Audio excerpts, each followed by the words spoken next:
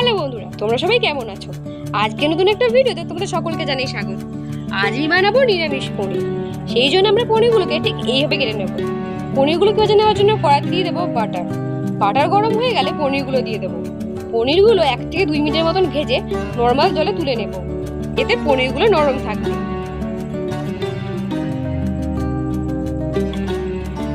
এরপর 2 থেকে 3টে টমেটো এইভাবে কেটে মিক্সিতে পেস্ট করে নেব।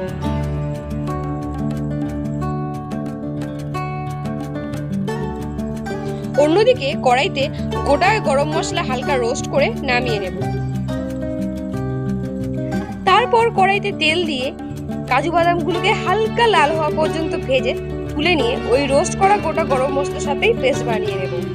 এরপর কড়াইতে তেল দিয়ে 1 চা চামচ মৌরি, 1 চা চামচ জিরে দিয়ে দেব।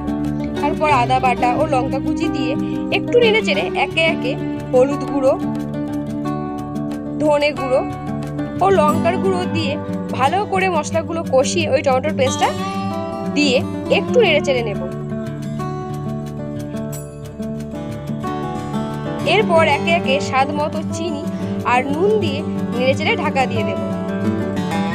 কিছুক্ষণ পর ঢাকাটা সরিয়ে যখন দেখবো এরকম মশলা থেকে তেল ছেড়ে দিয়েছে, তখন ওই ভাজা কাজু বাদাম আর গোটা গরম মশলার পেস্টটা দিয়ে দেব।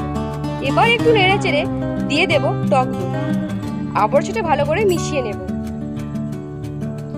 কিছুক্ষণ পর এমনভাবে তেল ছেড়ে এলে কাসুরি মেথি দিয়ে দেব। দিয়ে ভালো করে নেড়ে চেড়ে পরিমাণ মতো জল দিয়ে পনিরগুলোকে দিয়ে আবারও নেড়ে চেড়ে ঢাকা দিয়ে দেব।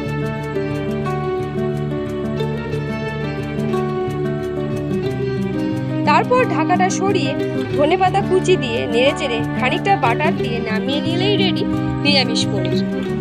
তোমরাও বাড়িতে এভাবে রান্না করে জানিও তোমাদের কেমন লাগলো। ভালো লাগলে অবশ্যই একটা লাইক এবং কমেন্ট করে চ্যানেলটাকে সাবস্ক্রাইব করে দিও। তাহলে চলো আজকের মতন এখানেই টাটা।